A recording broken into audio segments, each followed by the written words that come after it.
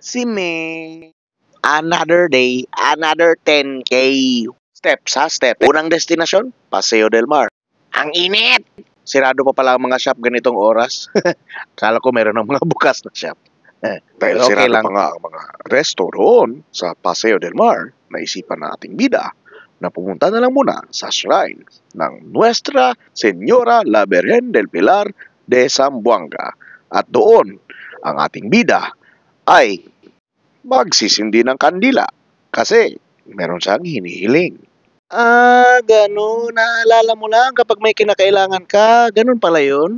Hindi. Nagpapasalamat din naman ako sa lahat ng mga bagay na hindi ko kailangan at saka mga kailangan ko na ibinigay ng Diyos sa akin. Kasi ang plano ng Diyos para sa atin ay mas maganda sa kung ano pang plano na mayroon tayo para sa ating mga sarili.